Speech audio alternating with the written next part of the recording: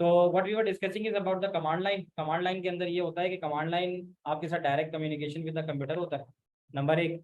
और इस पे आप जो है वो यूज़र जो है वो प्री डिटरमाइंड ऑप्शन पे रिस्ट्रिक्ट नहीं होता। आप कॉन्फ़िगरेशन सेटिंग्स को ऑल्टर कर सकते हो और small amount of computer memory लेते हैं। और आप ये भी लिख सकते हो कि small amount of processing power. अच्छा, इसका नुकसान ये होगा कि आपको बहुत सारी कमांड्स याद करनी होगी। इसमें है कमांड्स 50 60 100 के करीब, तो आपको कमांड्स याद करनी होंगी। और जो कमांड आप लिखोगे उसको आपको ठीक से लिखना भी है, अगर उसमें मिस्टेक्स वगैरह आ गई तो वो चलेंगी भी नहीं। तो उसमें कहता है कि each command must be type using the correct format. Correct format होना चाहिए और स्पेलिंग में कोई गड़बड़ नहीं होनी चाहिए। जब आप ग्राफिकल यूजर इंटरफेस पे आ जाते हो, जो हम अभी इस्तेमाल कर रहे हैं, तो इसमें आपको किसी भी किस्म की कमांड याद करने की जरूरत नहीं है। यूजर फ्रेंडली होता है, ठीक है। इसमें आप pointing device, mouse, touch pad, touch screen के जरिए सारा काम कर सकते हो, यानी आप डायरेक्ट कम्युनिकेशन विद स्क्रीन हो। लेकिन this type of interface uses up more computer memory. Graphic हमेशा ज्यादा मेमोरी लेता है और इसमें लिमिटेड आइकन्स होते हैं। और इसके अंदर क्या कहते हैं, needs an operating system. Operating system होगा तभी तो चलेगा। तो ऑपरेटिंग सिस्टम की जरूरत होती है ताकि वो इसका इस्तेमाल ग्राफिकल यूजर का कर सके। ये एक सवाल 2 मार्क का आ सकता है कि भाई ये जो इंटरफेसेस हैं, कमांड और ग्राफिकल, ये कौन इस्तेमाल करता है?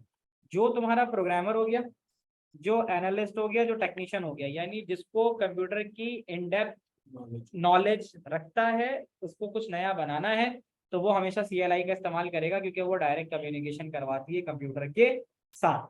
ग्राफिकल यूजर इंटरफेस एक ऐसा एंड यूजर, उसको कोई भी पीछे की नॉलेज की जरूरत ही नहीं है।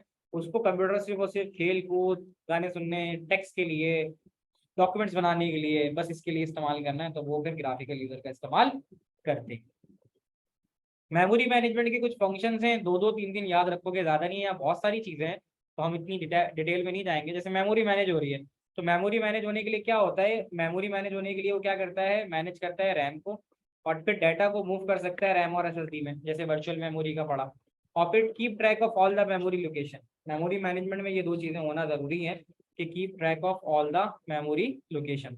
और इस बात को श्योर करता है कि कोई एक प्रोग्राम या एक एप्लीकेशन एक साथ एक ही मेमोरी को एड्रेस ना करें। तो इस चीज की भी कोशिश करता है। जैसे आप एक शेल्फ के अंदर एक ही चीज डालोगे ना, उसके अंदर 2 चीजें नहीं डालोगे, जाहिर है अगर उसमें दूसरी चीज डालने की कोशिश करोगे और वो पहले से भरी हुई होगी, तो आप उसके बाद वाली जो जगह होगी आप वहां डालोगे डाटा। ये हो गया। उसके बाद सिक्योरिटी मैनेजमेंट आ जाता है। सिक्योरिटी मैनेजमेंट क्या है? सिक्योरिटी मैनेजमेंट का मतलब ये है कि ऑपरेटिंग सिस्टम अपडेट करता रहता है अपने आप को, इस बात को देखने के लिए कि कोई नए वायरसेस तो नहीं आ गए।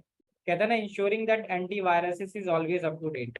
अगर आपका सिस्टम आज तक अप टू डेट था और आज रात को एक नया वायरस आ गया, तो सिक्योरिटी सॉफ्टवेयर क्या करता है, हर 24 घंटे पे अपडेट करता है एंटीवायरस को, ताकि अगर कोई नई वायरस डेफिनेशन आई है तो वो उससे भी आगाही रखता हो। और सिक्योरिटी मैनेजमेंट में by communicating with for example a firewall to check all the traffic to and from the computer.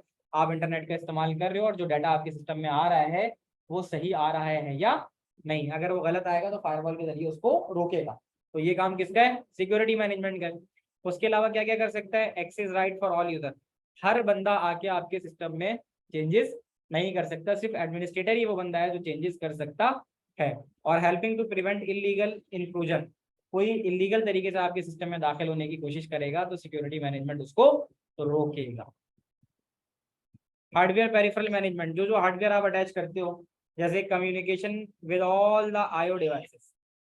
जैसे मैंने माउस कनेक्ट किया हुआ है, कीबोर्ड कनेक्ट करूंगा तो उसके साथ आपका सिस्टम कम्युनिकेट करेगा। Ensure each hardware resource has a priority. Her hardware resource की प्रायोरिटी होना चाहिए। जैसे ऑफिस के अंदर एक प्रिंटर लगा हुआ, उसके ऊपर सब प्रिंट भेजते हैं, तो उसमें जो बॉस की प्रायोरिटी होगी वो हमेशा सर फर्स्ट वो जो होगी। आप लास्ट वाला पैराग्राफ पढ़ाया था वो एक बार फिर से करा देंगे, सिक्योरिटी वाला। सिक्योरिटी में मैंने ये बताया ना कि एक तो ये इंश्योर करता है कि अप टू डेट हो। दूसरा ये कि वो तमाम जो भी डाटा आ रहा होता है उसको फिल्टर करता है फायरवॉल के जरिए। एक्सेस राइट को मेंटेन करता है, कौन सा बंदा है उसको कितना एक्सेस देना चाहिए सिस्टम के अंदर, और अगर कोई इलीगली आपके सिस्टम में दाखिल होने की कोशिश कर रहा है तो उसको रुकेगा। ये सारा काम सिक्योरिटी मैनेजमेंट का होता है। तो अपडेट भी वही करता है, अपडेट भी चीजें वही करता अपडेट करता है एंटीवायरस, ताकि उसके पास अपडेट वायरस की डेफिनेशन मौजूद हो, अपडेटेड डेफिनेशन मौजूद हो। बाकी हार्डवेयर पेरिफेरल मैनेजमेंट में मैंने बता दिया, प्रायोरिटीज वगैरह देखता है। और फिर ये भी करता है कि manages the IO devices by controlling queues and buffer. Queues का मतलब ये है कि अगर बहुत सारा डाटा आपके पास आ रहा है तो उसकी एक क्यू बना लेगा और धीरे धीरे उस डाटा को भेजना शुरू करेगा।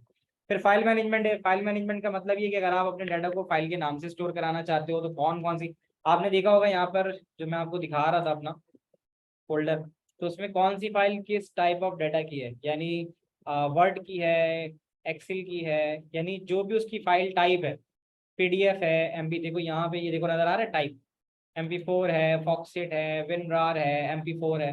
तो ये आपको फाइल की टाइप्स वगैरह भी बताएगा। नंबर 1 परफॉर्म करेगा स्पेसिफिक टास्क, जैसे फाइल को क्रिएट करना, ओपन करना, क्लोज करना, डिलीट करना, फाइल का स्ट्रक्चर मेंटेन करेगा, ठीक है। और एक्सेस कंट्रोल मैकेनिज्म, अगर आपने किसी फाइल पे कोई लॉक वगैरह लगाया हुआ है फोल्डर पे तो वो उसको भी खोलने नहीं देगा। फिर उसके बाद मल्टीटास्किंग है। मल्टीटास्किंग सर ये फाइल काम करती है क्रिएट डिलीट, या हम खुद करना पड़ता है स्पेसिफिक टास्क? मतलब हम कर सकते हैं, फाइल मैनेजमेंट की वजह से हम कर सकते हैं, करना तो सब हम ही है भाई। फाइल को क्रिएट भी सही। हम करेंगे, ओपन भी, क्लोज भी हम सब करेंगे ना। तो ये कर किसकी वजह से है, फाइल मैनेजमेंट की वजह से कर रहे हैं। मल्टीटास्किंग मैंने पहले भी बताया था कि एक वक्त में अगर आप कई टास्क चलाते हो, जैसे यहाँ नजर आ रहा है कि फॉक्सटेड है, वन नोट है और जूम है, ये हम जब चला रहे हैं तो इसमें क्या क्या होता है कि इसमें ये करता है कि रिसोर्सेज आर एलोकेटेड, आप रिसोर्स एलोकेट कर देते हो कि कौन से वाले प्रोग्राम को कितनी रिसोर्स देनी है। The process can be interrupted while it is running, उसको इंटरप्ट भी कर सकते हो और फिर प्रोसेसेस को आप प्रायोरिटी भी दे सकते हो कि किस वाले को पहले चलाना है। ये हो गई multitasking. Management of user account, इसमें बहुत लंबा इन्होंने इसको किया हुआ है, इतना ज्यादा है नहीं, यानी आपको बस ये पता होना चाहिए कौन सी चीज क्या करिए। मैनेजमेंट ऑफ यूजर अकाउंट में क्या होता है, आप अपना स्क्रीन लेआउट कस्टमाइज कर सकते हो, आप अपनी थीम वीम चेंज कर सकते हो, आप अपना सेपरेट फोल्डर बना सकते हो। मैनेजमेंट ऑफ यूजर अकाउंट में ये वाला काम हो रहा होता है। तो ये चीज हो जाएगी। हम 5 मिनट का ब्रेक लेते हैं और फिर उसके बाद कंटिन्यू करते हैं, ठीक है। 5 मिनट का ब्रेक ले लें।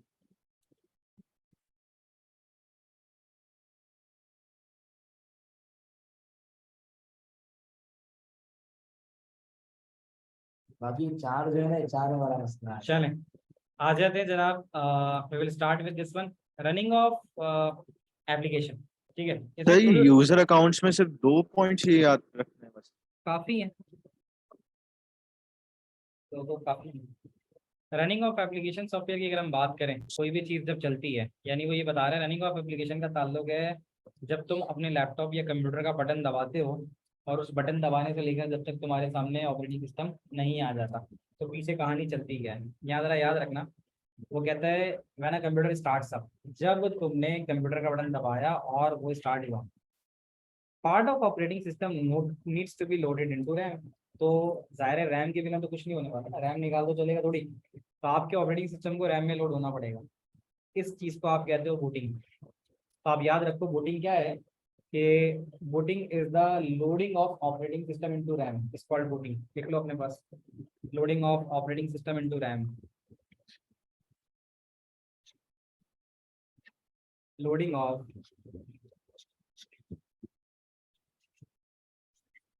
operating system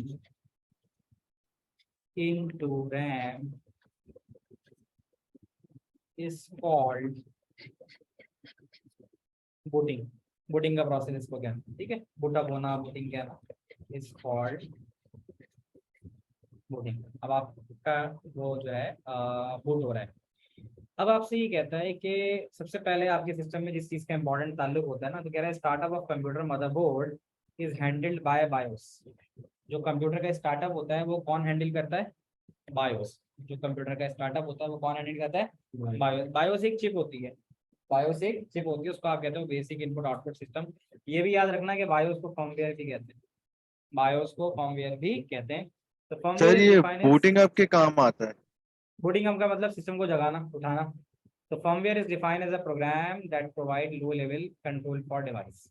तो आप लिख सकते हो कि बायोस को आप फर्मवेयर भी कहते हो। और जो जितना स्टार्टअप प्रोसेस होता है जिसके अंदर मदरबोर्ड से आप startup of the computer motherboard, यानी कंप्यूटर के मदरबोर्ड पे जो सिग्नल वगैरह जाते हैं तो सारा का सारा काम आपका कौन करता है, बायो। देखो लिखा हुआ भी है कि bio tell the computer where the storage device that hold the operating system. BIOS ये बताता है कि आपका ऑपरेटिंग सिस्टम हार्ड डिस्क में कहाँ रखा हुआ है। तो आसान लफ्जों में ऐसे समझ लो, बटन दबाया, बटन दबाते ही साथ सबसे पहला सिग्नल बायोस में जाता है। बायोस तलाश करता है किसको, ऑपरेटिंग सिस्टम को, और वो ऑपरेटिंग सिस्टम लोड हो जाता है रैम में। मैं दोबारा बता रहा हूँ, बटन दबाया, बटन दबाने के बाद बायोस में गया सिग्नल, बायोस ने सर्च कराया कि ऑपरेटिंग सिस्टम कहाँ है, और वो ऑपरेटिंग सिस्टम जो लोड होकर रैम में चले जाएगा, उस पूरे प्रोसेस को बूटिंग कहते हैं। अब आपको इसमें क्या क्या चीजें याद रखनी है। डेफिनेशन क्या बताया आपने? और बायो ऑर्गेनाइज फ्रेम और frame is defined program that low level firmware is basically a program जो लो लेवल कंट्रोल प्रोवाइड करता है, यानी आपकी जो लो लेवल से मुराद ये कि आपके सिस्टम में जो पीछे काम चल रहा होता है उसको चलाने वाला ही कौन है, फर्मवेयर है। ठीक है, तो बाकी ये चीजें तो इतनी लंबी चौड़ी है, इसको छोड़ दो, इसके डिस्कशन में अभी तो नहीं जाते हैं। ठीक है, और इंटरप्ट मैं बता चुका हूँ आपको, क्या लिखा हुआ अभी पीछे पढ़ा दिया, अच्छी बात है कि इंटरप्ट जो है वो signal is send from device to the processor and will cause the micro processor to temporarily stop, ये मैंने पढ़ा दिया। फिर मैंने आपको बताया कि अगर हार्डवेयर फॉल्ट है तो हार्डवेयर इंटरप्ट है, अगर सॉफ्टवेयर कोई प्रॉब्लम क्रिएट कर रहा है तो वो सॉफ्टवेयर इंटरप्ट है, और अगर आप ऑल्टर कंट्रोल डिलीट दबा रहे हो तो फिर वो कहलाता है यूजर जनरेटेड इंटरप्ट। तो मैंने एग्जाम्पल भी बता दी कि पेपर जैम है, हार्डवेयर इंटरप्ट है, पेपर नहीं है ट्रे में, हार्डवेयर इंटरप्ट है, तो ये सारा का सारा काम हो जाता है। एक और चीज आती है, उसको आप कहते हो बफर, बफर आ सकता है। अब बफर ये है कि आपकी टेम्परेरी स्टोरेज एरिया होता है, लिखा हुआ है कि a buffer is a memory area that stores data temporarily, आप ये लिख लो, buffer is a temporary, buffer is a memory area basic input output system. तो बफर के बारे में आप लिखोगे कि buffer is a memory area that stores data temporarily. देखो बफर अगर नहीं होगा ना तो हमारा सिस्टम फ्रीक्वेंट क्रैश होकर रहेगा। उसकी वजह क्या है कि सीपीयू बहुत तेज चलता है और जो उससे कनेक्टेड बाकी डिवाइसेस होगी ना वो स्लो चलती है। तो अगर आप बफर नहीं लगाओगे, आप लोगों ने नोटिस किया होगा वीडियो चलाते हो तो वीडियो चलाने में बफर होता है ना, पीछे काम कर रहा होता है वीडियो के। ये अभी एक वीडियो है, अब इस वीडियो को मैं अगर चलाऊं तो ये वीडियो जब चलना शुरू होगी तो ये वीडियो इंटरनेट से मेरे सिस्टम में आ रही है। तो जब मेरे इंटरनेट से मेरे सिस्टम में आना शुरू हो गई है तो बेसिकली क्या होगा, मेरा प्रोसेसर बहुत तेजी से प्रोसेस करेगा, लेकिन अगर मेरा इंटरनेट स्लो डाउन है तो वो उसको धीरे धीरे धीरे धीरे इसमें लाएगा। तो डायरेक्ट इंटरनेट से वीडियो प्ले नहीं होती। आप जरा और से देखो, यहाँ नजर आ रहा होगा ये रेड चल रहा है, इसके पीछे ये वाला इससे गिरे है। ये थोड़ी थोड़ी देर में आप इसको पॉज करके अगर छोड़ दोगे ना तो आप देखोगे ये बढ़ता चला जाएगा, देखो ये बढ़ रहा है। तो ये बढ़ता जब चला जाएगा, ये बढ़ता चला जाएगा, तो इसका मतलब ये कि जितना अगर ये पूरा पीछे बढ़ गया ना, इसका मतलब है ये पूरी वीडियो मेरे कंप्यूटर के टेम्परेरी स्टोरेज एरिया में आ गई है। अब मेरा इंटरनेट बंद भी हो जाएगा ना तो मैं इस फाइल को देख सकता हूँ। तो बफर की वजह से ये पॉसिबल होता है। अगर देखो बफर नहीं होता ना, क्योंकि बफर की वजह से देखो डाटा आगे पीछे तेजी से कम ज्यादा आता है। बफर नहीं होता ना तो हम प्रॉपर मैच भी नहीं देख पाते। क्यों? अगर डायरेक्ट मैच हमारे पास आ रहा होता और इंटरनेट स्लो हो जाता तो हमारे पास बीच में 2 ओवर गए, स्लो हो गया, अटक गया, 2 ओवर चले गए, पता चला जब दोबारा से रिज्यूम किया तो चौथे ओवर से शुरू हो गई गाना। तो बफर होने की वजह से ये फायदा होता है कि बफर होने की वजह से इंटरनेट से जो डाटा आता है वो आपके सिस्टम में स्टोर हो जाता है, तो उसकी वजह से आप कोई भी चीज मिस नहीं करते। तो यहाँ देखो लिखा हुआ है कि बफर एक टेम्परेरी स्टोरेज एरिया है जो डाटा को टेम्परेरीली होल्ड करता है। तो कहते हैं कि जैसे एक मूवी डाउनलोड कर रहे हो इंटरनेट से, to compensate the difference between download speed and the data requirement of receiving device. Receiving device का मतलब है तुम्हारी डिवाइस ही स्लो है, तुम्हारे पास जो लैपटॉप कंप्यूटर है वो थोड़ा हल्का वाला है, लेकिन इंटरनेट अच्छा चल रहा है तुम्हारा। तो क्या होगा, वहां पे इंटरनेट तो तेज आएगा लेकिन तुम्हारी डिवाइस उसको तेजी के साथ डाटा को होल्ड नहीं कर पाएगी। तो बफर की वजह से क्या होता है, बफर टेम्परेरी डाटा को स्टोर करा लेता है और वो अपनी स्पीड के हिसाब से डाटा को, यानी बफर स्पीड मिसमैच को खत्म करता है। जो प्रोसेसर की और जो इंटरनेट से आने वाली स्पीड होती है उसको जो चीज खत्म करती है वो कौन होती है, बफर। तो ये बफर के बजाय सर यानी विदाउट बफर के बाद आप अपना डाटा लॉस कर सकते हो। विदाउट बफर आपकी स्पीड मैनेज करता है, स्पीड के मिसमैच को खत्म करता है। स्पीड मिसमैच जो डिवाइसेस के दरमियान स्पीड मिसमैच होता है बफर उसको खत्म करता है। जैसे मैं आपको बहुत तेज पढ़ा रहा हूँ, आपको समझ ही नहीं आएगा, लेकिन अगर मैं उसको रिकॉर्ड कर लूँ तब आप क्या कर सकते हो, रिकॉर्ड करने का मतलब है आपने उसको बफर में स्टोर कर लिया। अब आप जब मेरी लेक्चर को सुनना चाहते हो तो अब आप उसको स्लो स्पीड पे करके सुन सकते हो। तो बफर की वजह से ऐसा पॉसिबल हुआ कि आपने मेरे डाटा को स्लोली स्लोली रिकॉर्ड मतलब रिकॉर्ड कर लिया और अब आप उसको स्लो प्रोसेस कर सकते हो। ठीक है, तो ये पूरी बफर की आ गई।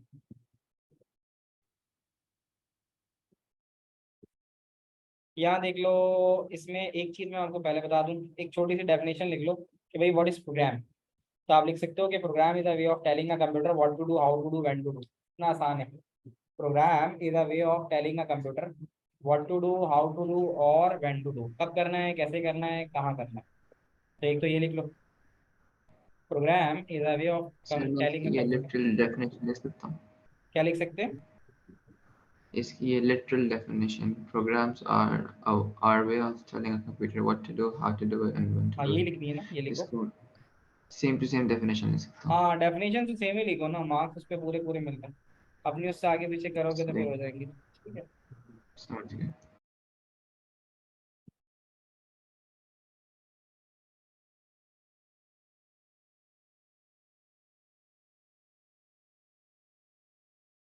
ये लिख लिया आपने, program is a way of telling a computer what to do, how to do, ठीक है।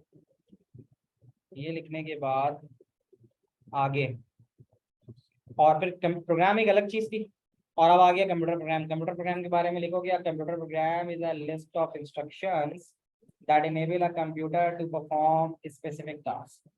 A computer program is a list of instructions that enable a computer to perform a specific task. तो computer program से क्या होता है कि ये is a list of instructions होती हैं जो एक परफॉर्म करवा देती हैं स्पेसिफिक टास्क।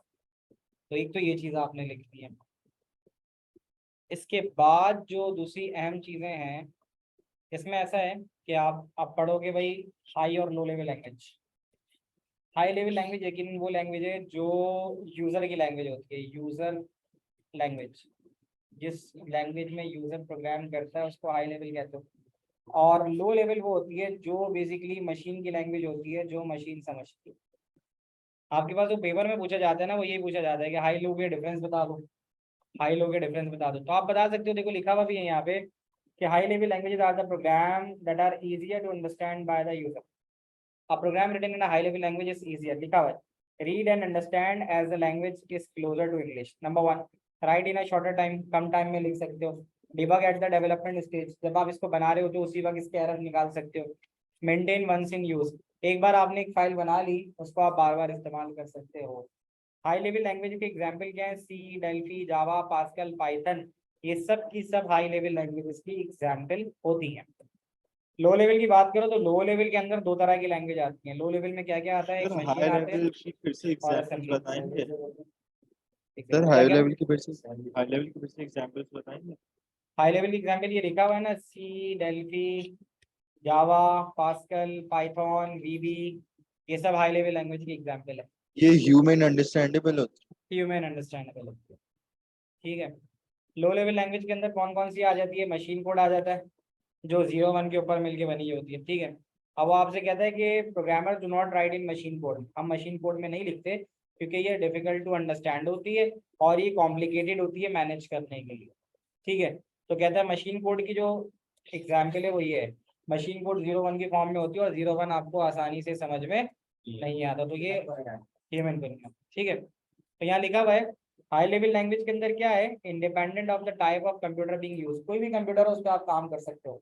आप एप्पल की मैकबुक के ऊपर बैठ के भी कोड लिख सकते हो और आप इस पे भी काम कर सकते हो नॉर्मल लैपटॉप पे। इजियर टू राइट अंडरस्टैंड, ये भी है। Quicker to write program, program जल्दी लिख जाते हो। Easier and quicker to debug, आसानी से डिबग भी होते हैं। डिबग का मतलब होता है रिमूविंग एरर। डिबग का मतलब होता है, यानी बग का मतलब एरर होता है और डिबग का मतलब होता है रिमूविंग एरर। यानी आप डिबगिंग का मतलब होता है आप अपनी प्रोग्रामिंग में से एरर को निकाल सकते हो। easier to maintain programming use, एक बार प्रोग्राम बना लिया तो आप उसको आसानी से किसी भी सिस्टम पे चला सकते हो। नुकसान ये है कि प्रोग्राम बड़े हो सकते हैं, चलने में उनको टाइम लगता है एग्जीक्यूट होने में, और फिर वो may not be able to make use of special hardware, तो वो स्पेशल हार्डवेयर का फायदा नहीं उठाते। लो लेवल के अंदर ये होता है can make use of special hardware, low level के लिए स्पेशल हार्डवेयर की रिक्वायरमेंट होती है। Include special machine dependent instruction, इसकी जो इंस्ट्रक्शन होती है वो सारी मशीन डिपेंडेंट होती है। और can write code that does not take much space, क्योंकि लो लेवल होती है, मशीन की लैंग्वेज है, 0 1 की फॉर्म में होती है, तो ये ज़्यादा स्पेस नहीं लेती। और इसको फिर आपको ट्रांसलेट भी करने की जरूरत नहीं, लो लेवल तो ऑलरेडी मशीन में, तो इसको आपको जरूरत ही नहीं होती। तो ये इसमें ऐसे कोड लिखे जाते हैं तो जो बहुत तेजी के साथ टास्क परफॉर्म कर लेते हैं। अच्छा, लो लेवल में कह रहे हैं takes longer time to write and debug, लिखने में इसको बड़ा टाइम लगता है क्योंकि मशीन की लैंग्वेज है। आपको पहले मशीन की नॉलेज होनी चाहिए, जब होगी नॉलेज पूरी तभी उसके बाद आप काम कर सकते हो। और programs are more difficult to understand, इसके प्रोग्राम्स हमें आसानी से समझ में नहीं आते। अब बात ये कि हाई और लो लेवल की बात कर रहे हैं, तो हम लिखेंगे हाई लेवल में और कंप्यूटर समझता है लो, तो इसके लिए हमें बीच में किस चीज की जरूरत पड़ जाती है, ट्रांसलेटर की। तो ट्रांसलेटर हम इसलिए इस्तेमाल करते हैं जो हमारी हाई लेवल लैंग्वेज को लो में और फिर दोबारा लो से हाई में तब्दील करके दे सके। तो इसके लिए आपके पास आती है, उसके लिए 3 आपके पास ट्रांसलेटर आते हैं। जैसे यहाँ इसने असेंबली लैंग्वेज की टर्म इस्तेमाल की है। अच्छा, एक बात तो हमने कर ली थी कि लो लेवल के अंदर एक लैंग्वेज तो होती है मशीन, और एक और लैंग्वेज जो होती है उसको हम कहते हैं असेंबली लैंग्वेज। अब आप बोलोगे सर फर्क क्या है, मशीन में तो सर आज सारा जीरो क्लास में कब है। तक चलेगी? बेटा 10 मिनट में खत्म करना है चैप्टर में, ये करा के और आईडीज पढ़ाऊंगा, 10 मिनट में हो जाएगा। तो क्लास कब तक चलेगी? 6 बजे, 6:05। तो असेंबली लैंग्वेज की अगर हम बात करें तो देखो, मशीन में तो 0 1 था। असेंबली लैंग्वेज थोड़ी सी डिफरेंट होती है। असेंबली लैंग्वेज में ना छोटे कोड्स का इस्तेमाल होता है। Assembly language make use of mnemonic codes, अपने पास लिख लो कि assembly language make use of mnemonic code. Mnemonic का मतलब होता है शॉर्ट कोड, ठीक है। निमोनिक कोड्स का इस्तेमाल करते हैं। अब शॉर्ट कोड से बोलोगे सर शॉर्ट कोड का मतलब, अब जैसे एलडीए है ना, एलडीए का मतलब होता है load in accumulator, load in accumulator.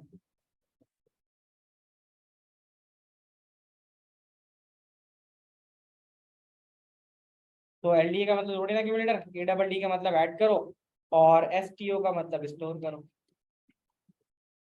तो असेंबली लैंग्वेज वो होती है जो शॉर्ट कोड का इस्तेमाल, देखो यहाँ लिखा हुआ है load first, add in second और स्टोर इन सम। समझ में आ गया? अब ये तुम्हें कुछ हद तक तो समझ में आ रही है ना, कि वो कहता है भाई लोड करो फर्स्ट को, पहले नंबर को लोड करो, ऐड करा दो सेकंड में, और सम को स्टोर करा दो। तो इससे आपको ये समझ में आ रहा है कि ये थोड़ी बहुत तो समझ में आती है। तो जो हाई और लो के दरमियान काम करती है वो असेंबली है। तो उसके बारे में आप लिख सकते हो कि it make use of special hardware, इसकी स्पेशल मशीन डिपेंडेंट इंस्ट्रक्शन होती हैं, इसके अंदर जो भी आप कोड लिखते हो वो ज्यादा स्पेस नहीं घेरता, और ये लो लेवल लैंग्वेज में ही है। लो लेवल लैंग्वेज की 2 टाइप्स हैं, एक असेंबली और एक मशीन। लो लेवल की 2 टाइप्स हैं, एक असेंबली और एक मशीन। तो असेंबली लैंग्वेज जो होती है वो आपके पास ये 4 काम जो है कर सकती है। हाँ तकरीबन, बस ये कि फर्क ये होता है कि ये शॉर्ट कोड का इस्तेमाल होती है जो कुछ हद तक हमारे समझने में आसान होते हैं। तो इसमें देखो लिखा हुआ है कि अगर आप कोई असेंबली लैंग्वेज का प्रोग्राम लिखते हो तो उसमें लोड का मतलब है लोड करो वेरिएबल, जैसे कि फर्स्ट, और उसको अक्यूमुलेटर में डाल दो, और ऐड करा दो उसको सेकंड के साथ, और जो रिजल्ट आया उसको स्टोर करा दो सब में। कुछ हद तक तो समझ में आती है। इसका एक फायदा ये भी है ना, लेट्स से कि मतलब राइट को इजीली करता है और परफॉर्म का इजीली करता है। हाँ सही। बाकी आप ट्रांसलेटर की बात सर करें, ये एलडीए का मतलब फर्स्ट होता है, लोड इन ऐड का मतलब, अक्यूमुलेटर। एलडीए का मतलब लोड इन अक्यूमुलेटर, अक्यूमुलेटर में लोड करो। तो ये फर्स्ट क्यों कहते हैं इसको? फर्स्ट तो ये कह रहा था ना, फर्स्ट का मतलब पहला नंबर, पहला अच्छा, वेरिएबल, पहला नंबर। ट्रांसलेटर 3 तरह के होते हैं। अब ज़ाहिर है आप जो कुछ काम, ज़ाहिर है ट्रांसलेटर क्या हुआ, translator is a program that convert high level language into machine language, ये लिखोगे ना। तो आप अपने पास लिख लो कि translator is a programme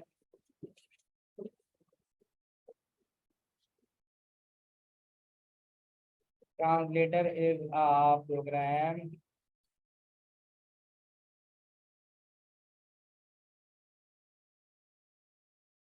that converts high level language into machine code and vice versa। vice versa का मतलब यानी हाई से लो और लो से हाई। तो कम ये ट्रांसलेटर होता है। तो 3 तरह के ट्रांसलेटर होते हैं, और 3 तरह के ट्रांसलेटर वो होते हैं जैसे कि कंपाइलर, असेंबलर और इंटरप्रेटर। इसमें इतना फर्क है, कंपाइलर के नाम से जाहिर हो रहा है जो एक साथ पूरे कोड को चलाए, यहाँ लिखा हुआ भी है, लिखा हुआ है compiler is a program that translate entire program of a high level language into machine code all in one go.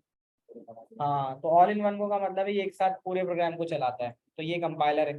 Interpreter वो प्रोग्राम है जो एक instruction at a time perform करता है। तो कैविरा is a program that reads the statement from program written in high level language, translated perform the action specified. यानी इसमें एक बात ये कि interpreter translate one line at a time, sir one line या वन आपने प्रोग्राम जो at a time. Booting की जो डेफिनेशन लिखी थी वो ये लिखी थी क्या लिखी थी? सर सुन कि रहा हूँ, आप बताओ। Loading to operating system into RAM is called booting. हाँ, loading operating system into RAM is called booting. सही सही। तो इंटरप्रेटर हो गया। इंटरप्ट अलग है, इंटरप्रेटर। और बाकी असेंबलर आ गया। असेंबलर असेंबली लैंग्वेज के प्रोग्राम को करता है। तो असेंबलर क्या करता है? असेंबलर, हाँ मतलब कह रहा है ना, assembly is a program that translate program written in assembly language. जो असेंबली लैंग्वेज का प्रोग्राम होता है उसको कौन किस में तब्दील करता है? Machine code. तो ये आपको याद रखना है। जैसे LDA फर्स्ट, अब LDA बाइनरी में ये था और फर्स्ट बाइनरी में ये था। तो इसने क्या किया? असेंबलर ने असेंबली के प्रोग्राम को 0 1 में तब्दील कर दिया। आपको ये टेबल याद होना चाहिए। वो टेबल क्या कहता है कि भाई ये हाई लेवल लैंग्वेज को मशीन में ट्रांसलेट करता है, ये असेंबली को मशीन में ट्रांसलेट करता है, और interpreter one statement at a time करता है। एक पॉइंट तो ये आ गया। अच्छा, यहाँ एग्जीक्यूटेबल फाइल इस प्रोड्यूस का मतलब है कि ये इसकी ट्रांसलेटेड फाइल बन जाती है। इसको बार बार ट्रांसलेशन की जरूरत नहीं है, एक बार ट्रांसलेशन हो गई तो हो गई। ये काम कंपाइलर और असेंबलर दोनों में होता है, दोनों में एग्जीक्यूटेबल फाइल बनती है। जिसमें नहीं बनती वो कौन है? इंटरप्रेटर। इंटरप्रेटर में एग्जीक्यूटेबल फाइल नहीं बनती। इसमें जब जब आप प्रोग्राम चलाओगे तब तक आपको इंटरप्रेटर की जरूरत पड़ेगी। ये बात आ गई। बाकी प्रोग्राम, कंपाइल प्रोग्राम बिना कंपाइलर के चल सकते हैं, असेंबल प्रोग्राम बिना असेंबलर के चल सकते हैं, लेकिन इंटरप्रेटर वाले प्रोग्राम बिना इंटरप्रेटर के नहीं चलते। ये वाला आ गया। 3 पॉइंट्स काफी हैं। बाकी इनके एडवांटेज चल डिसएडवांटेज। सकते हैं इंटरप्रेटर के। इंटरप्रेटर का जो प्रोग्राम है ना वो इंटरप्रेटर के जरिए, मतलब इंटरप्रेटेड प्रोग्राम जो है ना बिना इंटरप्रेटर के नहीं चलेंगे। यानी आपको अगर इंटरप्रेटर वाले प्रोग्राम चलाने तो आपको हर दफा इंटरप्रेटर का होना जरूरी है। हाँ, तो बाकी इंटरप्रेटर की बात करो तो इंटरप्रेटर क्या कहता है? Easier and quicker to debug है। Interpreter easier to edit program है। डिसएडवांटेज ये है कि बिना इंटरप्रेटर के प्रोग्राम चलेगा नहीं और इसको ज्यादा टाइम लगता है एग्जीक्यूट होने में। कंपाइलर क्या करता है? कंपाइलर प्रोग्राम जो होता है वो रेडी टू यूज होता है। कंपाइलर प्रोग्राम को बिना कंपाइलर के भी चलाया जा सकता है, लेस स्पेस लेता है और शॉर्टर टाइम में चलता है। दूसरी चीज, कंपाइलर के प्रोग्राम को लिखने में टाइम लगता है, टेस्ट होने में, डिबग होने में। बस ये इसका क्या हो गया? डिसएडवांटेज। आखिरी चीज, इंटीग्रेटेड डेवलपमेंट एनवायरनमेंट 2 3 मार्क का पूछ सकता है कि भाई IDE है क्या। मैं आप लोगों को जब पेपर 2 के अंदर पाइथन पढ़ाता था तो मैं यहाँ पे जाके पाइथन को इंस्टॉल मैंने किया, फिर मैंने पाइथन लिखा, पाइथन को खोला। इसका मतलब है कि पाइथन वो प्रोग्राम है जिसकी मदद से मैं बैठ के प्रोग्रामिंग के कोड लिख सकता हूँ। तो इसका मतलब है कि IDE की वजह से हमारा प्रोग्राम लिखना आसान होता है। तो उस IDE के कुछ फीचर्स होते हैं। अब मैं यहाँ पे जैसे फाइल है और फाइल के बाद अगर कोई प्रोग्राम खोल के दिखाऊं आपको, जब मैं लिखा करता था तो मैं अगर फॉर लिखा करता तो FO लिखने के बाद ही R पहले से आ जाता था। प्रिंट लिखने जाता था तो PR लिखता था, INT पहले से आ जाता था। तो ये सॉफ्टवेयर वो होते हैं जो हमारी, हाँ ये हमारी आसानी के लिए बनाए जाते हैं कि हम इस पर बैठ के आसानी से प्रोग्रामिंग लिख सकें। तो इसके अंदर ना इसके कुछ फीचर्स होते हैं जो तुम्हें याद रखने होंगे ना, आइडियली के कुछ फीचर्स याद रखने होंगे, तो वो मैं तुम्हें बता देता हूँ यहाँ पे। यहाँ पे सबसे पहले तो आपको याद होना चाहिए कि IDE है क्या। तो आप ये लिख लो अपने पास कि IDE is use by programmers. Programmers इस्तेमाल करते हैं to aid the writing and development of program, ताकि प्रोग्राम लिखा जा सके और उसको डेवलप किया जा सके। तो बहुत सारी IDEs अवेलेबल हैं। अब हम नॉर्मली पाइथन पे काम करते हैं तो कह रहा है अगर पाइथन का इस्तेमाल करते हो तो आप पाइथन का भी इस्तेमाल कर सकते हो, विजुअल स्टूडियो का करते हो तो विजुअल बेसिक, और अगर जावा का करते हो तो ब्लूजे। ये वो तमाम सॉफ्टवेयर्स हैं जिनकी मदद से आप बैठकर इन पे इनके प्रोग्राम्स लिख सकते हो, इनकी मदद से इनके प्रोग्राम्स लिख सकते हो। अब असल सवाल 1 मार्क की तो डेफिनेशन आ जाएगी। अच्छा, 2 मार्क की भी आ सकती है। अगर IDE लिखा हुआ है तो इंटीग्रेटेड डेवलपमेंट एनवायरनमेंट, अगर इसके साथ IDLE लिखा हुआ आ जाए ना, IDLE, अगर एक L ऐड हो जाए तो वो रिप्रेजेंट करेगा इंटीग्रेटेड डेवलपमेंट लर्निंग एनवायरनमेंट। अगर कहीं पे IDLE नजर आ जाए तो लर्निंग एनवायरनमेंट में वो तुम्हें वो देगा, क्या कहते हैं, इसके ट्यूटोरियल्स दे देगा कि तुम्हें कैसे करना है। यानी वो भी मिल जाएगा, सॉफ्टवेयर भी मिल जाएगा और उसमें इसके ट्यूटोरियल मिल जाएंगे कि किसी चीज को करना है तो कैसे कर सकते हो। तो लर्निंग एनवायरनमेंट में ये होता है। दूसरी चीज जो आपसे पूछी जा सकती है, यानी 1 मार्क 2 मार्क का आपसे IDE पूछ लिया, उसके बाद वो बोलेगा यार IDE के फीचर क्या होते हैं, ये पक्का आ सकता है। तो IDE के कितने सारे फीचर है? कोड एडिटर, इसमें कोड लिखा जा सकता है, इसमें ट्रांसलेशन हो सकती है। पेटी प्रिंटिंग।